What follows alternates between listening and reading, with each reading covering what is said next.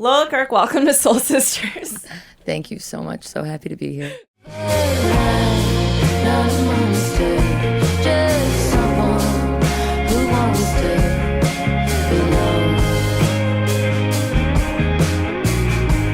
You were just telling us that you're about to go on vocal rest, so we got you just in time. Yes. So vocal rest, I assume, has exceptions to it. What are the exceptions? I mean, there's no exceptions. This vocal rest is going to involve me not doing any of my favorite things. Talking is probably one of my favorite things to do. Okay. Singing also. But eating chocolate, drinking, dairy. I love doing dairy. Citrus. It's lame. Wow, it sucks. that's intense. But is that because you have like a run of shows coming up? No, it's actually because I did a movie with my sister, and in the movie I had to scream at her, and I think I took 27 years of rage out in that one scene, and I burst a blood vessel on my vocal cord. And Holy shit. I know, it's terrible. This is with Jemima? Yeah, this is Okay. Jemima. No, I can't imagine you screaming at Domino. I mean, it's definitely happened. Okay. But By the no. way, she's been on this show, so we're going to get Oh, into what good. she said about you later. Oh, shit. Yeah, that's right. She went on the record about you. I'm But terrified anyway, let's get back now. to you screaming at Jemima. Okay, so I No, screamed yeah. at Jemima and hurt myself, which goes to show anger only ever hurts you. Did you feel it in the moment? I felt it the next day. It was the worst sore throat I've ever had. But it has helped me achieve this, smoker's voice. I sound like I've been smoking since I was like 10. It's not true. What? When did you start smoking? When I was 15. There you What? go. No. That's not true. Just kidding, kids. Yeah, never. Don't do that.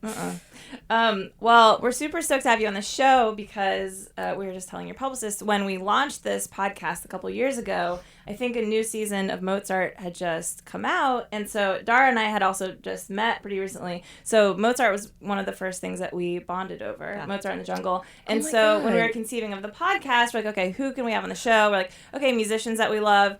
And also, like, it'd be cool to have Lola Kirke on the show, so maybe it can also be actors that are in Play music-related musicians. projects. Yeah, because we didn't even know at the time that you were a musician and that you did have music coming out. So now you're here and you can talk about all the things. I'm so happy that I could make that happen for you. Yeah, truly. This is gonna be one of those podcasts where you just get mad at me the whole time because you're gonna like gush? yeah, well I'm gonna gush and I'm also like just there's so many things. It's like I can't contain all of the things I want to talk about. Okay, well, let me start us Okay.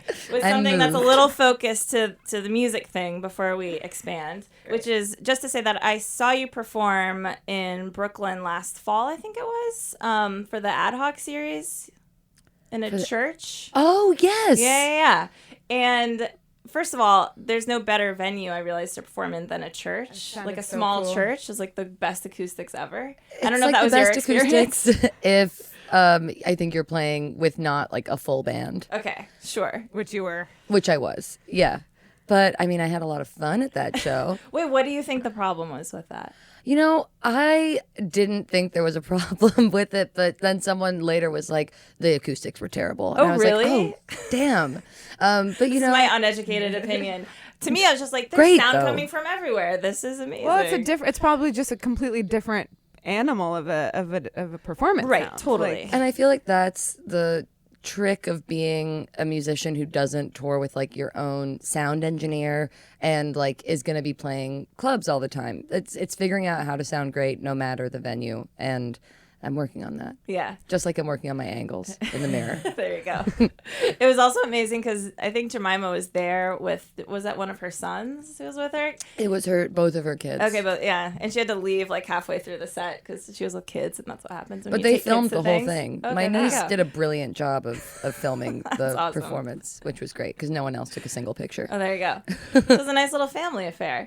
But something that I noticed in that show that I wanted to ask you about was that you had an all-female band with you, which kind of astounded me because I was thinking whether or not I had seen that before. Like, I've seen all-female bands. Like, there's this band called Guns N' Hoses, which is a Guns N' Roses my cover God, I band, love and that. it's all women. Charlie and Kay's in that. So yeah. so I've seen that before when it's been kind of part of what the band is supposed to be. But just like a singer who has an all-female backing band, I don't think I'd ever seen that before. So I just want to ask you, like, crazy to have to it's crazy. say this question. Yeah. but Yeah, but I true. have to. Right. So how intentional was that? Are these people that you are going to continue to perform with? Are they on your upcoming album? Just tell us about that. Yeah, so I kind of wanted to normalize the all-female rock band because you don't really see that at all. I think we've just accepted that rock outfits are like 5 white dudes, and I love a lot of those men. Right. But I wanted to change that. And, growing up, my dad is a musician, and I had always just kind of accepted that men played music, women loved music, and that Love was the men who played music. And yeah, exactly. And so I never really felt empowered to pick up an instrument. And then when I finally did, I started playing. I like discovered all these women who also played music, and I've always just shared my music mostly with other women, and have a really strong community of female friends that all play. And it's always just been like my dream to have some dreamy all girl band. And when I started playing out more, I just wanted to do that. So it wasn't hard to find the women. They were already in your circle of friends. It's harder to find a woman drummer, Yeah. but there are some really great women drummers. But it's very easy to find pretty much every other instrument. And it was easy for you to pick it up. So you picked up guitar later in life. Okay, I picked up a ukulele first. Full disclosure. Great. That's the great gateway. Well, now bring in a domino quote. Lola, in her own right, learned how to play every instrument over the course of a year.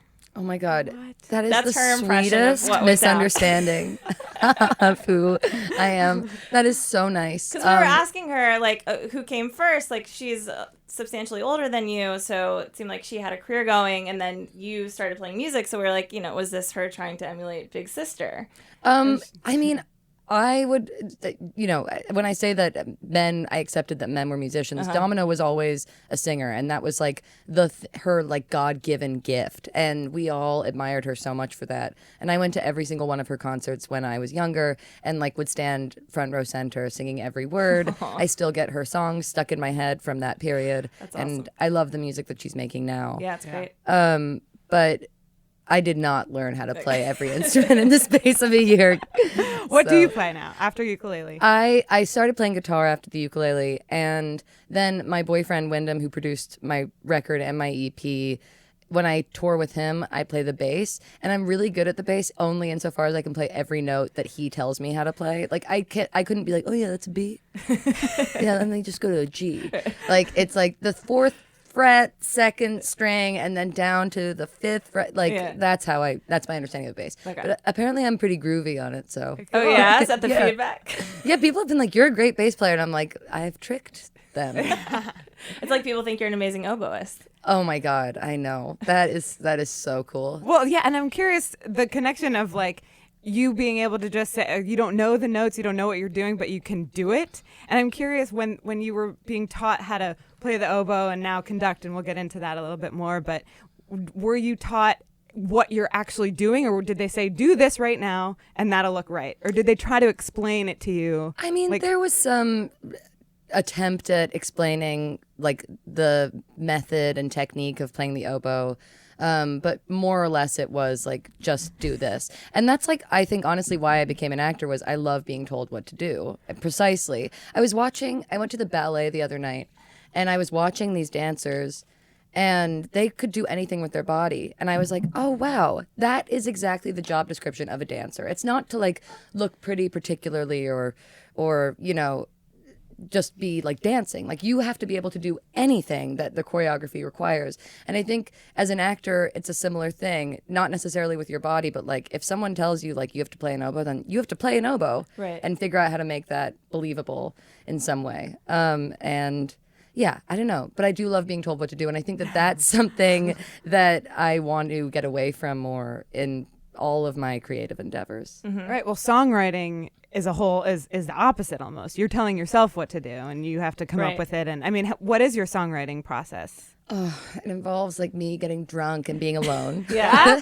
No. But typically, songwriting comes out of solitude for me. I can't say it comes out of like intense periods of free time because I don't have that much. Yeah. And I typically find myself writing after like a 15-hour day of work because I You're think just on. yeah, I'm so just much? on, and I've been talking to lots of other people, and then that's like it's been my way of transitioning into private space, getting away from this like public persona that I have to put out, and then and being able to express what I probably couldn't all day in some other way. But I don't know. I think it happens pretty organically whenever it does, and there are like periods of time when I will have no ideas and nothing to say or saying. Yeah. And then there are times when I can't stop. And but when I feel like I should be writing, there are like a few methods that my friend Greta Morgan, whose band is Springtime Carnivore, has relayed to me, and those have been really helpful. What makes you feel in a given time that you should be writing? Like it's been a while, and Yeah. I think it's the same voice that tells me that I should do anything, which is a very Right. loud one for me. Which is fascinating. We talk a lot on this podcast about managing your time and being creative within doing different things that you have to do and things that you want to do Because and we achieve. struggle with this constantly. Right. So it's funny to hear you say, as someone who works constantly, that you feel pressure to do something that you're not doing. Like if I were, But it's different kinds of work. Sure, yeah, but it's still like you're not fulfilled. You don't feel like, oh, I've done my job for the day. I and never I feel can- that way. Right. I think if That's you why want you're to going to create, be great. That Great. is the key to success. I mean, Always feeling I like think you're it's also fucking like up. the key to low self-esteem. But I think Also that important for success, I I think. think so too. If you Yeah. want to have a really productive kid, just give them really low self-esteem. Exactly. Make sure they have to scream for attention and they will go far in life. Okay. Does living in the imaginary world of Mozart in the Jungle feed you as an artist? I think I really envy the character that I play on TV because she got to move to or on streaming. I don't know. It's not TV. It's Amazon. Quotes, yeah. I think I envy her because she got to like move to New York and be a young person who is experiencing a city anew, and that was never my experience. Like I was like a 40-year-old by the time I was 17, living in New York and figuring out how to leave New York, even though now I have this like renaissance of love for this city. But yeah, I think that I was just always like jealous of kids that got to come here and like set up shop and be like freaks because I didn't really get that. So it's nice to play her on TV. Yeah. Yeah. But do you like living in the classical world? Does that like inspire you in any way for your own music? Are you learning things through those stories? I've been it's funny, I've been editing a music video that I directed for one of my songs, and I was sitting with the editor and I found myself like being like, and here, and doing all these like conducting moves. Big arm movements. So yeah, it was so lame, but it was actually helpful. He was like really twitchy and scared of me, thinking I was about to hit him every time. But it's definitely informed my confidence, I think, also with like telling my band what I want. Okay. Yeah, that's huge. Yeah, and like my experience as a musician was always that like I'm a better actor than I am a musician. Like I'm just doing this like for fun sort of, but actually no, it's totally serious, but just bear with me and help me. And like because I play with musicians who are incredible. They're career musicians, but they're also like that's what they live and breathe.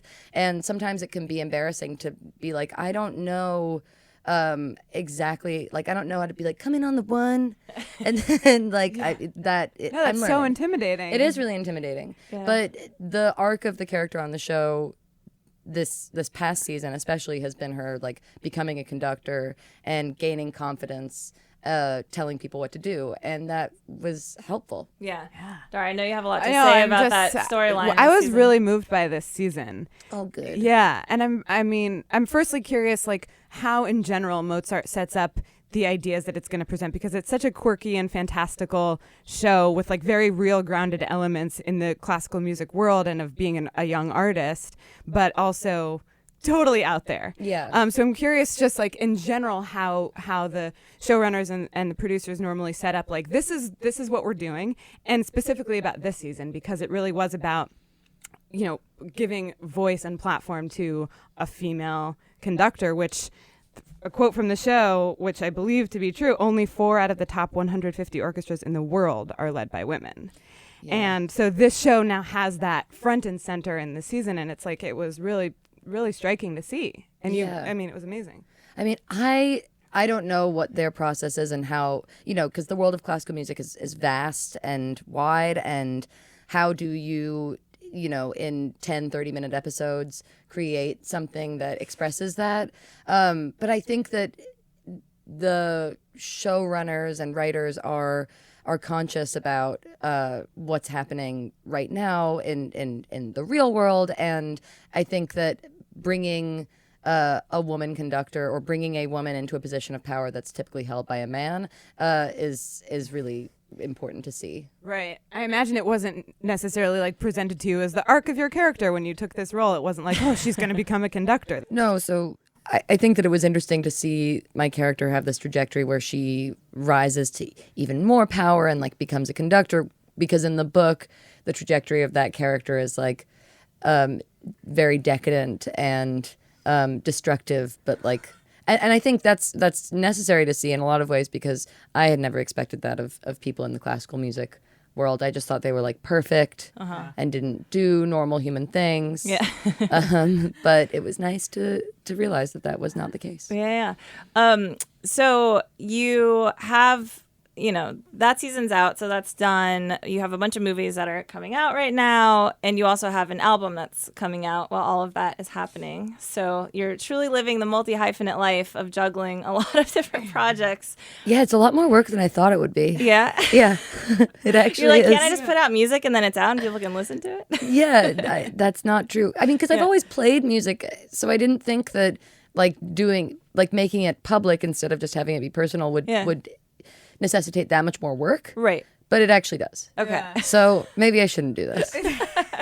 You'll see which one you get burnt out on quicker. Exactly. Do you have people, do you have like, someone in the band who will take care of this or take care of that, so it's not all on you? That's like, I think the strange part about being a solo musician is that like, it's my band. Right. Like, I mean, and that means that everyone else in the band makes money except for me when we play a concert, because I have to pay everybody. Because you're paying for it. Yeah, and like that's awesome, because I have like the privilege of releasing my music into the world. But Sure.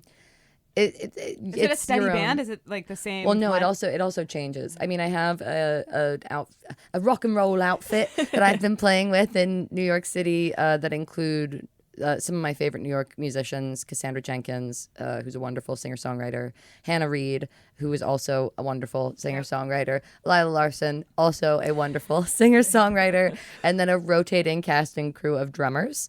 And then in LA, the band that I play with is now in their own band. So as much as I wish they started a band with each other? Sort of. Yeah, but I mean, they were always sort of in a band, but then they like really started their own band. Okay. And their band is incredible. Yeah. They're called Amo Amo. And so I love playing with them because they're already like such a tight group of musicians. Yeah. But they're going to like fly away and do their own thing. So I got to find a new LA band, I guess. Are you LA based? I'm Are you pretty back and forth? evenly back and forth Okay, between New York and LA. Got it. So you have to spend equal time with these bands, developing them, and Yeah. I mean, I play more in LA than I do here. Yeah. Okay. Why is that? I don't know. More venues for you? I guess. I think all of my friends moved to LA for the most part, except for those like 3 people I mentioned. Okay. And all of my friends are musicians. So I don't know. I feel like there's a pretty vibrant music scene happening in Los Angeles right now. And I'm sure there's one happening here too. I'm just like not involved at all. I mostly hang out in my apartment. Yeah. About LA or Nashville. Yeah. Ooh, Nashville. Love Love Your next Nashville. stop. Yeah. I'd love to go. I mean, I've been and I liked Right. it. Yeah. A lot When of did edgy you Christians. Right. Exactly. You never know what you're going to get from them. True. Yeah. When did you start writing the new album? I started the oldest song on the record I started writing like 3 years ago. Okay. But this is nothing from the EP. Nothing It's all from the new. EP. Okay. And it was like a really weird song with chords that I think I made up. Nice. Thanks. And that song survived, but then everything else is pretty much written in 2016 and 2017. Okay. Like while you were shooting other stuff, doing other stuff? Yeah, definitely. Yeah. I mean, there's no, the songs' cohesiveness is not that they're all about one thing.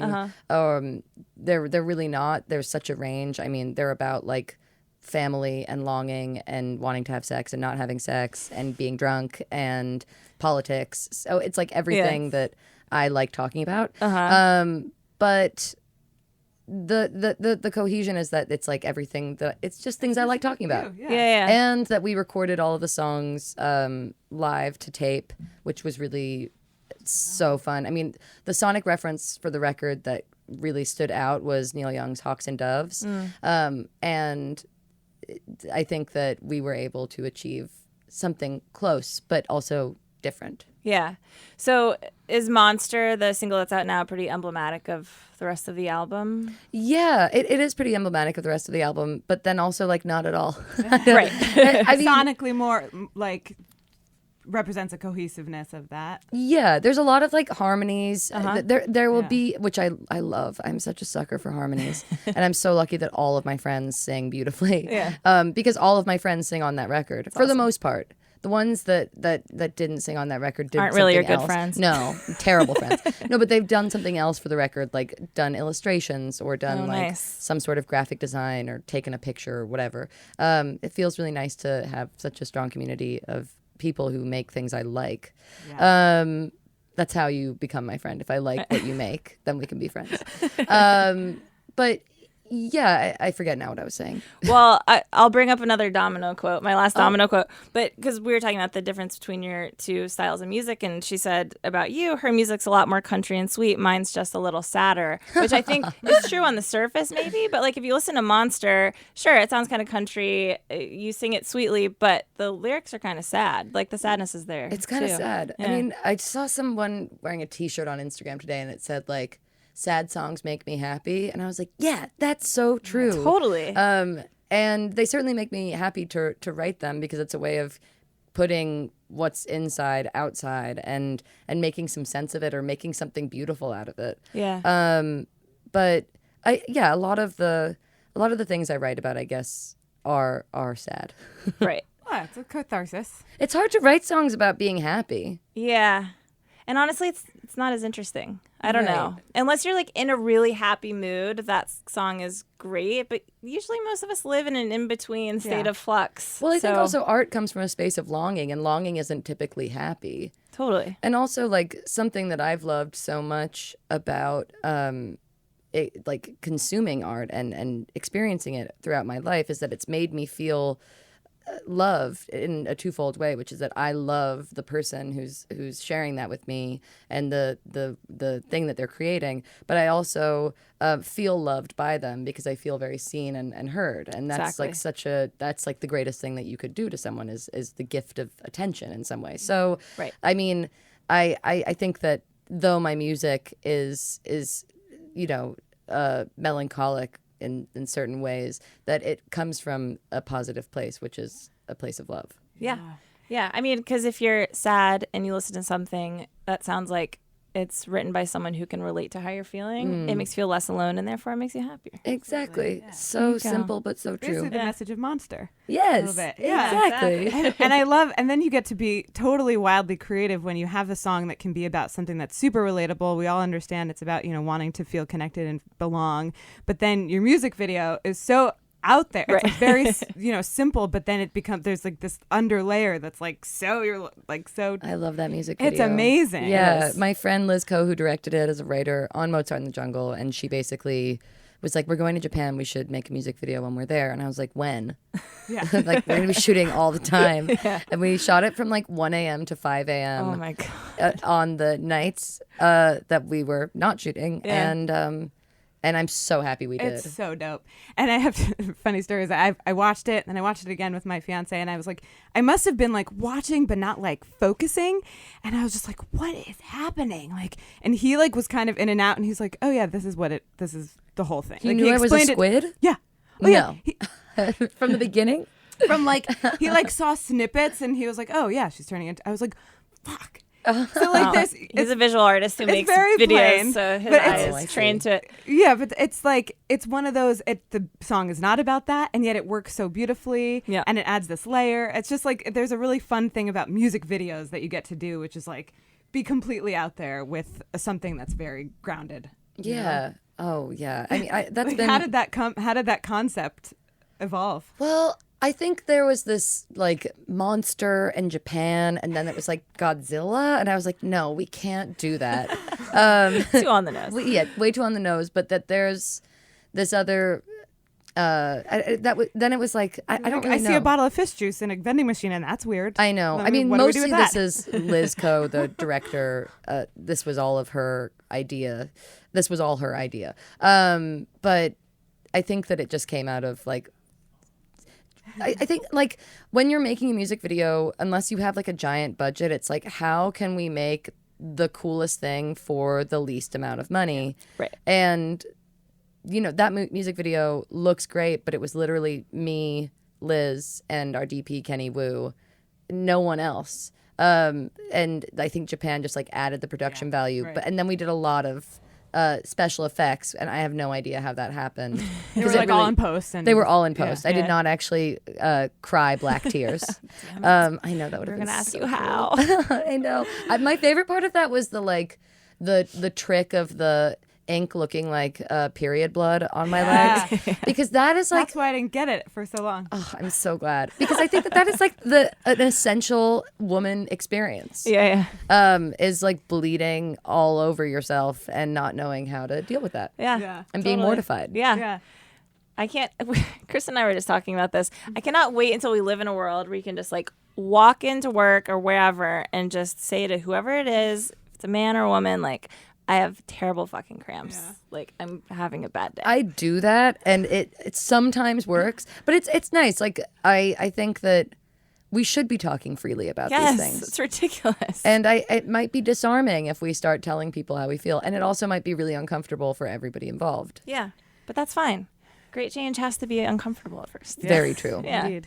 Are there more music videos coming for the album? Yeah, I am editing a music video right now for another single, and Cool. then there's another music video which is also that I did not direct, that will be coming out after that one. Dope. Oh, so you have your hands in all aspects of these things. Yeah, I mean, you kind of have to, and that's what's really exciting, I think, for me about being a musician too, is that there's a creative control that I lack as an actor. Not that my performance as an actor can't be creative, but there are so many elements that I'm totally not in control You're of. told what to do versus I get to decide. Yeah. Well, and all the stuff that happens after you film. Right. Yeah. So. Yeah. So the album is coming out this summer, yeah. Awesome. Cool. And hopefully you'll find some time to play some shows and I hope so. I love playing keep a shows. lookout. You have a website where stuff will be posted? Yes, Okay. lolakirkmusic.com, but my Instagram, unfortunately, is the place where all information Place for all the lives. dirt. Yeah, all the Okay. dirt, all the sort of naked pictures with emojis over my nipples. Perfect. That's where What's it your lives. Instagram handle? It's also at Lola Kirke. It's not at Beautiful. Lola Kirke. It's just Lola Kirke with an at sign. You guys know how to work the internet. It's not at Lola Kirke. at It's just Lola. No, at but Lola that would Kirke, be really confusing and kind of amazing. right. Yeah. If someone really wants to fuck with you, they'll get that one. Yeah. I'm surprised we haven't seen a band called like at something. Oh, that's true. That'll bet happen. there is, right? Maybe when it's retro in like 40 Yeah, years, yeah. our kids will be. What genre artist do you think will do that? Is it like a Definitely. rapper? Like a it would be a pop star? rapper, but like synth pop. Right. Well, yeah, there's rap. like internet. Yeah. like, Oh, there is. there There's is someone the- named yeah. Internet. Yeah, the internet, right? Is it at internet? No, it's just the internet. At Oh, Internet okay. is really good. Right? Yeah. You're welcome, world. Whoever wants to take that one. Yeah, you can have just it. give us 10% of everything you make. Exactly. All right, awesome. Well, we can't wait for the album and the videos and all the other stuff that you have going on. Thank you, Lola. Oh, thank you guys so much. This was a really great way to spend my morning. Oh, good. We feel the same.